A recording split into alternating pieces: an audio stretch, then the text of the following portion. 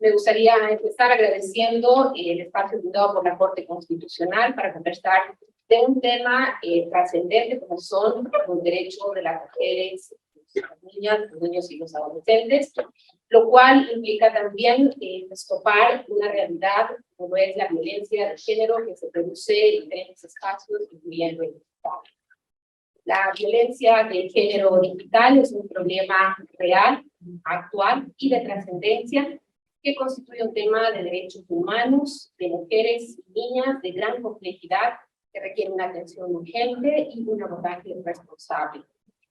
Ciertamente es un tema poco explorado y también de difícil comprensión en la actualidad. Por ello, desarrollar los aspectos más relevantes de este tema es el propósito de mi intervención. Para lograr este cometido, voy a dividir la charla pues, en tres partes. La primera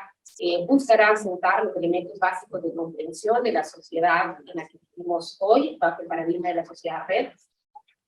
lo cual nos permitirá comprender la necesidad de abordar de diferente manera los temas de violencia de género que se producen en espacios diferentes a los tradicionales, como lo es el ciberespacio. En segundo lugar, voy a exponer los aspectos conceptuales básicos de la violencia de género digital, a partir de algunos aportes teóricos. Luego propondremos una reflexión en la cuestión de los derechos que supone el tema de la violencia de género en línea o digital. Y finalmente, a manera de conclusión, haré una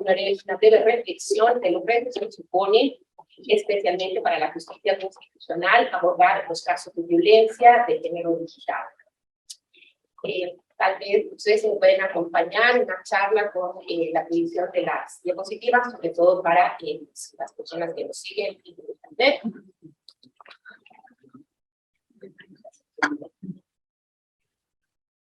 Cuando estén listos, entonces se empatan con la charla. Comencemos hablando de la sociedad en la que vivimos, denominada sociedad red, como un paradigma de la sociedad del siglo XXI, que ha superado a la denominada sociedad de la información y del conocimiento. Hoy vivimos en la sociedad red, que se caracteriza por su estructura en red, y en la cual las redes de información y los sistemas de información no son meros instrumentos, sino son un entorno de vida y de trabajo para las personas y las organizaciones. La infraestructura básica de la sociedad red está determinada por las redes que conectan todas las esferas y los niveles de la sociedad. La infraestructura básica de la sociedad red está conformada por la información y por las redes que abarca a Internet como la red de las redes. Son las redes de comunicación como base de Internet, las que procesan los flujos de información que hoy constituyen el activo más importante de la humanidad y la esencia del nuevo orden mundial, como lo es el gobierno de la información. Por ello, el intercambio gratuito, la circulación libre y el acceso a la información constituyen los pilares fundamentales de Internet. Uno de los factores fundamentales que sostiene la propuesta de la sociedad red es el aumento significativo de las redes en las sociedades contemporáneas, cuyo uso se ha convertido en una verdadera necesidad social. Las redes provocan una reestructuración de la sociedad y contribuyen a satisfacer necesidades sociales básicas. Pero el comportamiento de las redes supone también comprender propiedades estructurales de Internet que se conocen como las leyes de la web. Una de esas leyes es especialmente importante para el tema que abordamos el día de hoy, y se trata de la denominada ley de amplificación de las tendencias, que señala que las redes tienden a reproducir estructuras y tendencias existentes, incluida la violencia. Internet y los nuevos medios refuerzan las tendencias existentes, pero al mismo tiempo pueden amplificar tales tendencias, y esto debido a que las redes son estructuras relacionales que empatizan y refuerzan las relaciones entre las personas que conforman las estructuras sociales. Los datos y las estadísticas evidencian el irreversible camino que hemos recorrido hacia la sociedad red. Así, por ejemplo, el informe Global Digital al 2021 da cuenta que en el periodo 2020 y enero 2021, paralelamente al aumento de la población, se registra un incremento significativo en el uso de Internet y las redes sociales. En la siguiente diapositiva están esas tendencias. Empezando por el aumento en 93 millones de usuarios de teléfonos móviles, lo cual supone un 1.8% más. Alrededor del mundo, 316 millones de personas más usaron Internet, y los usuarios de las redes sociales incrementaron en 490 millones.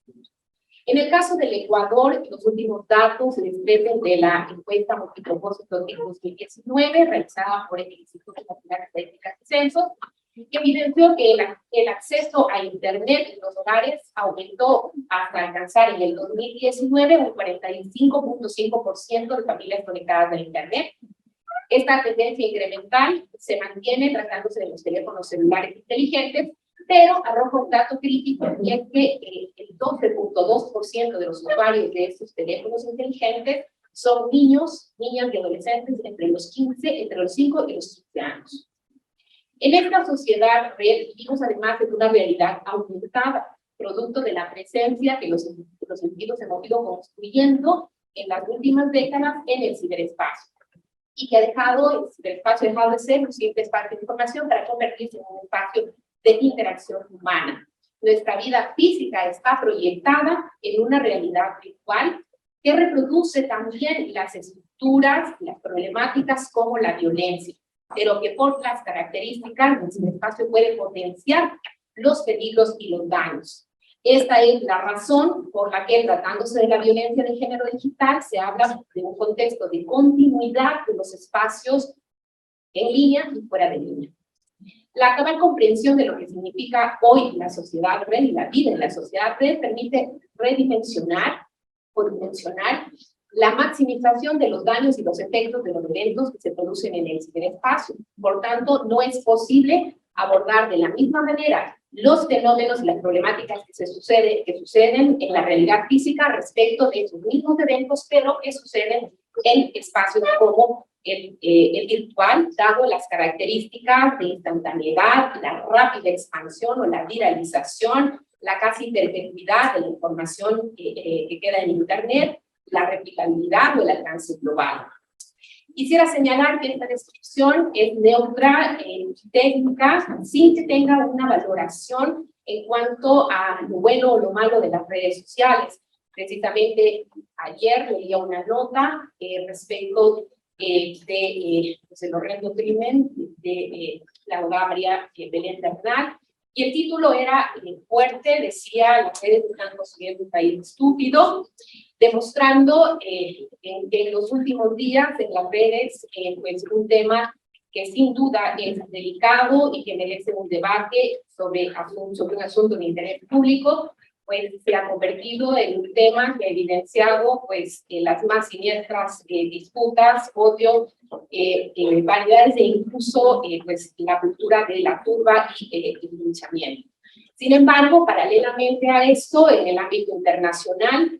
se destacaba la censura, la limitación y la restricción del Internet móvil y de las redes sociales de Irán como una medida para contener las protestas en contra del gobierno iraní por la muerte de Mahsa Amini, la mujer que fue arrestada por la policía de moral del gobierno iraní por no llevar bien colocado su cabo.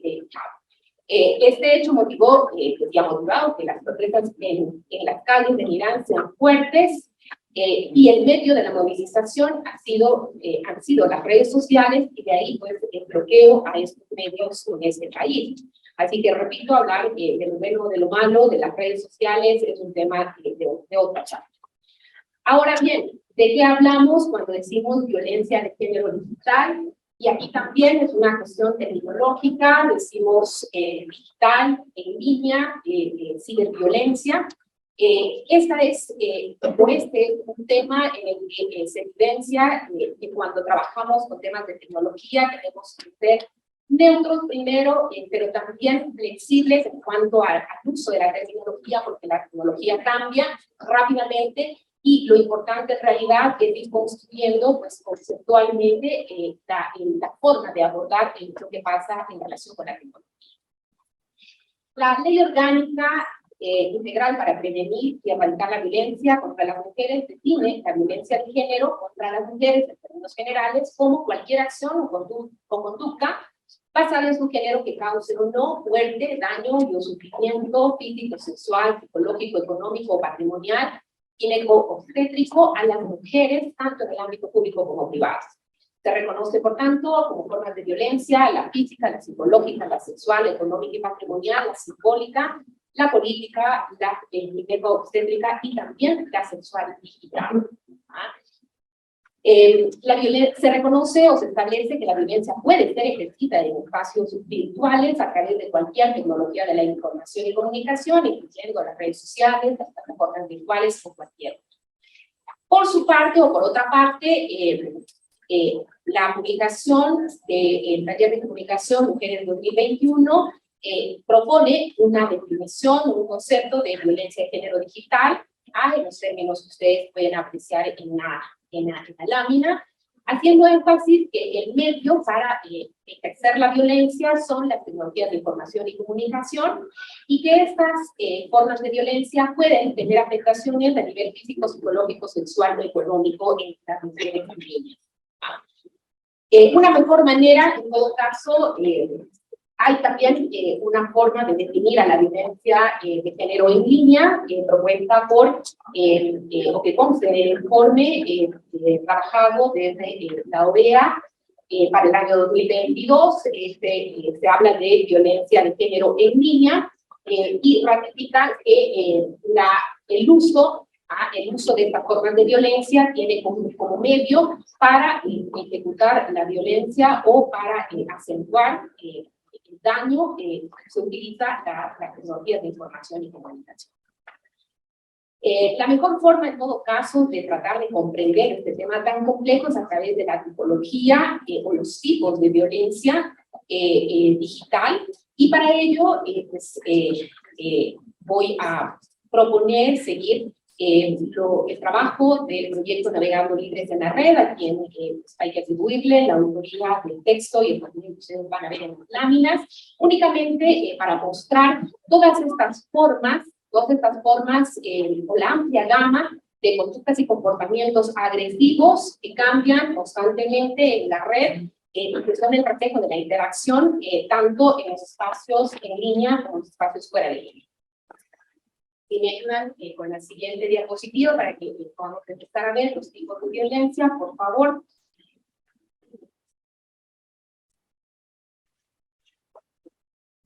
Las formas principales de violencia de género en línea se traducen, por ejemplo, en el acoso digital, que incluyen, por ejemplo, las amenazas de lenguaje violento, la extorsión, la difusión de información falsa, los mensajes intimidatorios, las llamadas reiteradas, la suplantación de identidad, la violencia sexual digital, y en este tipo vamos a detenernos porque la ley reformatoria del Código Orgánico Integral Penal para prevenir y combatir la violencia sexual y digital y fortalecer la lucha contra los delitos informáticos tipificó en su figura, señalando que es toda acción que implique vulneración o restricción del derecho a la intimidad realizado en contra de mujeres en el entorno digital por medio de tecnologías de la información y comunicación a través del uso de contenidos de carácter íntimo o personal que contenga semidesnudos, desnudos o actos sexuales. En la tipología en general, pues también consta el grooming, todos están familiarizados de alguna manera con esta palabra, el doxing,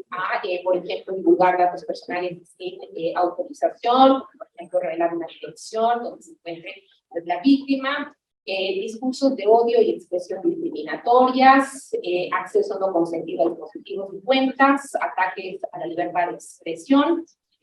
Y hay que hacer reparo también en una figura pues que la introdujo la ley orgánica reformatoria del Código Orgánico Integral Penal para prevenir y combatir la violencia sexual digital y fortalecer la lucha contra los delitos informáticos, y se trata del ciberacoso sexual, entendido como el tipo de acoso en el que se utiliza la tecnología de la información y comunicación, los medios tecnológicos, digitales o electrónicos, para instaurar contacto con la víctima con fines de naturaleza sexual, ya sea en beneficio propio o de terceros. También en esta norma pues, se introdujeron